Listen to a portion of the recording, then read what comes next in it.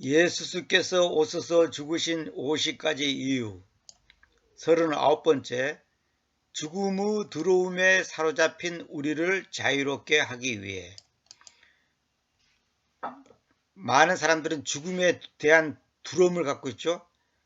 근데 우리를 그 죽음의 두려움에서 자유롭게 하기 위해서 주님께서 십자가에서 죽으셨다 그 말입니다.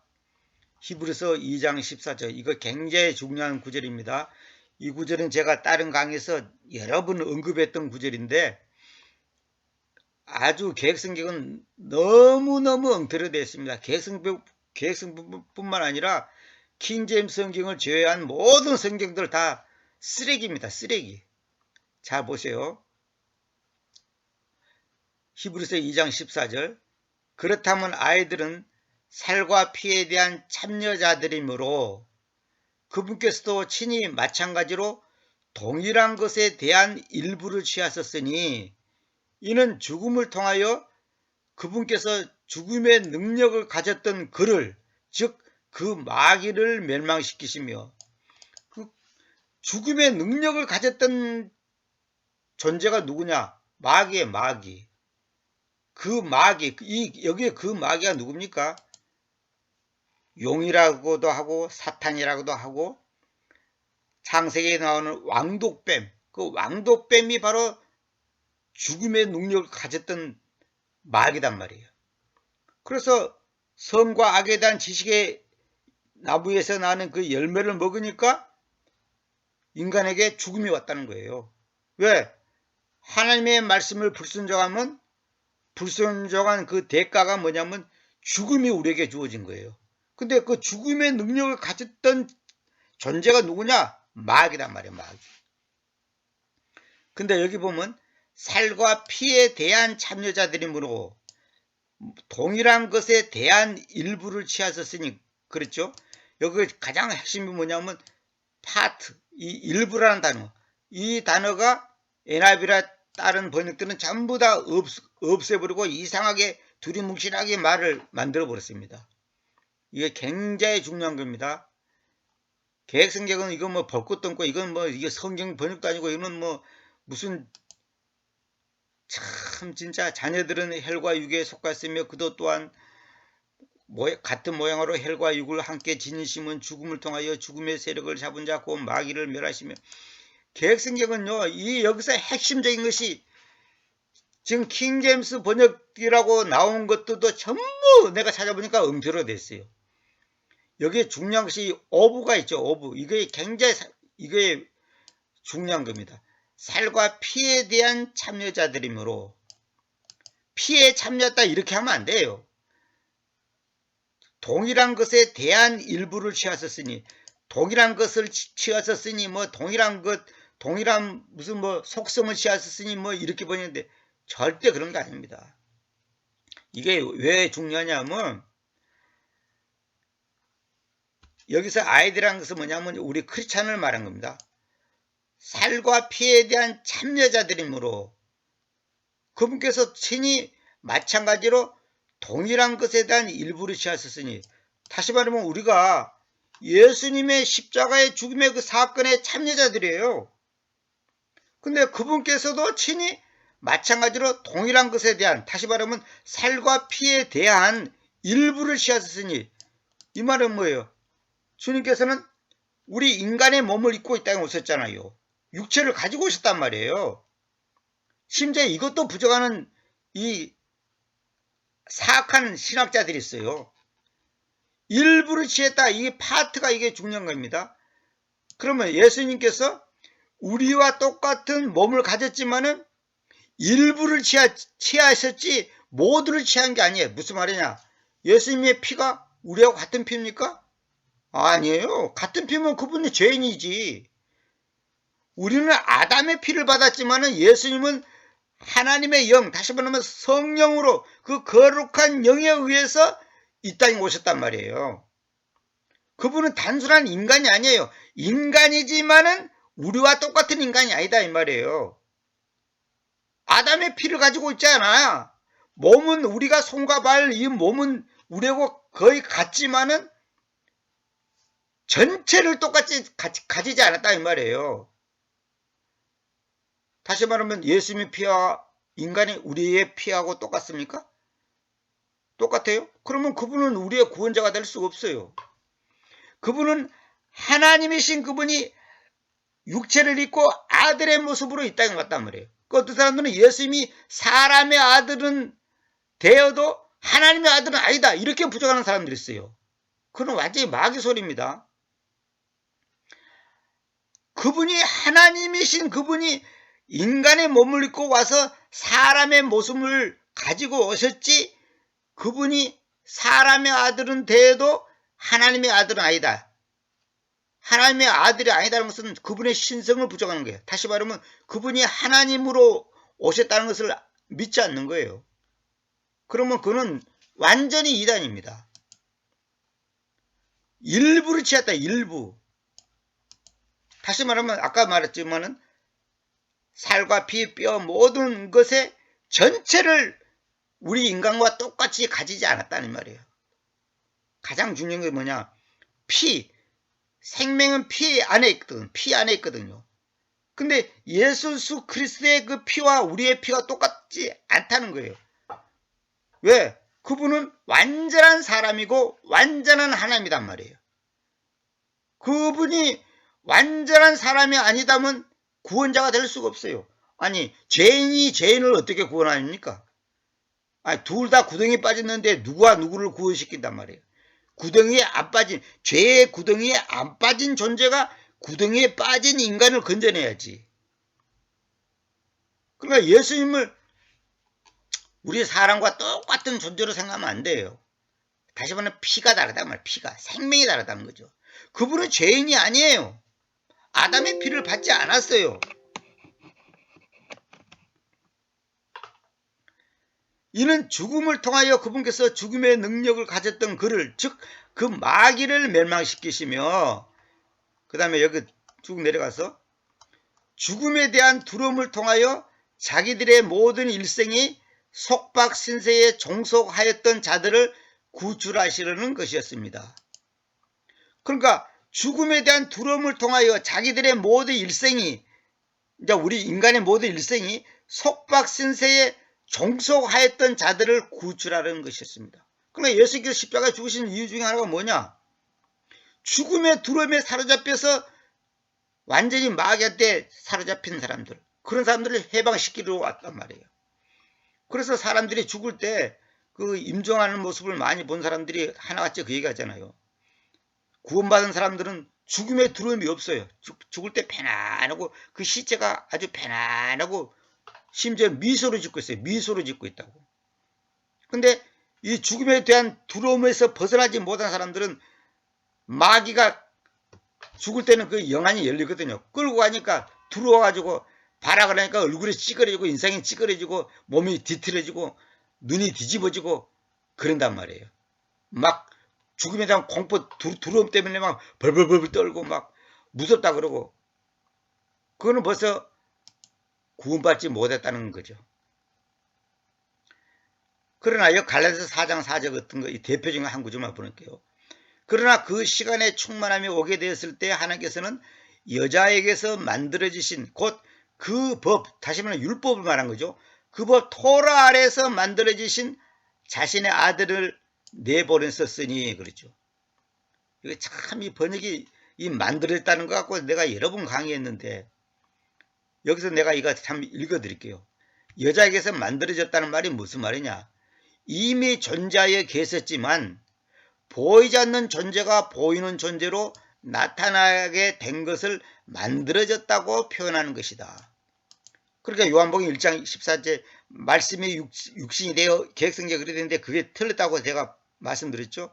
말씀이 육체로 만들어지는 거예요. 그 만들어졌다는 말이 뭔 말이냐?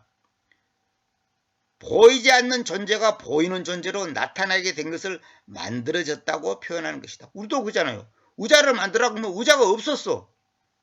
근데 의자가 내 앞에 딱 나타나려면 만들어져야 될 거 아니에요. 누군가가 만들었을 거 아니에요. 그래서 만들어졌다고 표현하는 거예요. 즉 주님께서는 창조된 분이 아니다는 것이다. 주님께서는 창조된 분이 아니에요. 이미 존재하셨어. 그분은 영원 전부터 계셨던 분이야. 그분 자신이 창조주 하나님이에요. 그분 자신이 아브라함과 이삭과 야곱의 하나님이에요. 그분 자신이 천지 만물을 통치하시는 왕이시단 말이에요. 이 부분에서 다른 번역들처럼 되었다라고 표현하면 영지주의자들이 주장하는 진화론에 동의하는 것이 되고, 태어나셨다라고 표현하면 여호와 증인들이 주장하듯이 예수스가 자연적인 출생을 한 창조물에 불과하다는 것에 동의하는 결과가 된다. 이거 굉장히 중요한 말입니다. 그래서 지금 전부 내가 보면 한글로 된 모든 성경을 말할 것도 없고 킹제임스 성경을 번역했다는 번역들도 전부 엉터로 되어 있어요. 되었다라고 표현한다든지 태어나셨다라고 표현하면 안 돼. 이 부분에 대해서 이 갈라디아서 4장 4절을 왜 만들어졌다고 표현하냐 이거야. 태어나셨다고 표현하면 여호와 증인들이 주장하듯이 예수스가 자연적인 출생을 한 창조물에 불과하다는 것에 동의하는 결과가 된다. 그래서 여호와 증인들은 하나님 아버지는 제1위, 그 다음에 아들 예수는 두 번째 신이다 말이에요. 이게 낮은 신이다. 하나님 아버지와 낮은 신이라는 거야. 그러니까 아버지와 아들을 구분할 줄을 몰라요. 낮다 이거예요. 그러니까 두 번째 신이라는 거예요. 결국은 창조물이라는 거지. 그러니까 여호와 증인들은 예수스가 창조자, 다시 말하면 우주를 창조하신 분이라고 하는 것을 인정하지 않습니다.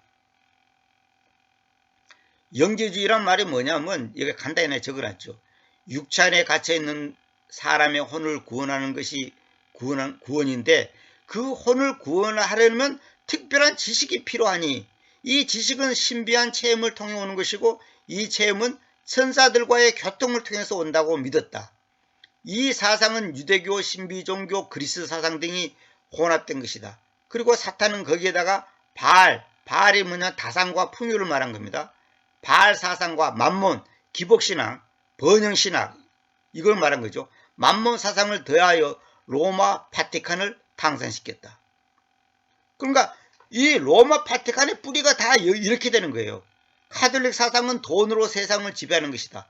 교회의 외적 부흥을 추구하는 자들은 모두 재물의 신 만몬의 종들이다. 그러니까 외형만 키우고 막 이렇게 끝만 이렇게 화려하게 하는 것은 다 그 영이 카톨릭 사상 갖고 있는 거예요. 요거 갖고 얘기를 하면 내가 강의한 것 중에 영지주의란 무엇인가 있어요. 영지주의란 무엇인가. 그거 한번 들어보시기 바랍니다. 영지주의가 뭔지 알아야 돼요. 그래서 15절 죽음에 대한 두려움을 통하여 자기들의 일생이 속박신세에 종속하였던 자들을 구출하시려고 주님께서 십자가에서 죽으셨다는 거죠. 계획성이 이래 됐죠. 죽기를 무서함으로 한평생에 매여 종노릇 하는 모든 자들은 놓아주려 하심이러니 이렇게 있죠. 솔직히 계획성경은요 진짜 너무 제가 볼 때는 100점 만점에 1점짜리 밖에 안 돼서 1점. 점수를 준다면 1점짜리 밖에 안 됩니다. 지금 이 히브리서 2장 14절은요. 엄청나게 중요한 건데 이걸 정확하게 번역한 성경이 없어요. 어떤 성경은 이제 일부라는 단어를 실어놨는데 전체적으로 틀리게 번역했어요. 이런 피에 대한 동일한 것에 대한 이런 전치사를 제대로 번역을 안 해놨어요. 못 해놨어. 저처럼 이렇게 해야 됩니다. 이 히브리서 2장 14절은 굉장히 중요한 구절입니다. 영어 성경 다 찾아봐도 킹제임스처럼 이렇게 해놓은 데가 없어요. 굉장히 중요한 겁니다. 이거 제가 번역한 거 옛날에 그 강의한 어디서 했는지 모르지만 하여튼 여러 군데서 내가 히브리서 2장 14절을 제가 설명을 했습니다. 아무튼 예수님께서 오셔서 죽으신 50가지 이유 중에 하나가 뭐냐? 죽음의 두려움에 사로잡힌 우리를 자유롭게 하기 위해. 그러니까 죽음의 두려움에서 자유롭지 못했다면 그 사람은 구원받은 사람 아니에요. 구원받은 사람 아니에요. 죽음의 두려움에 사로잡혔습니까? 당신은 구원받은 사람 아니야. 주님께서는 죽음의 능력을 가졌던 그 마귀를 멸망시키고 여기 죽음에 대한 두려움을 통하여 자기들의 모든 일생이 속박신세에 종속하였던 자들을 구출하시려고 오셨는데 죽으셨는데 여전히 죽음에 대한 두려움을 갖고 있다면 그 사람은 구원받은 사람 아니지.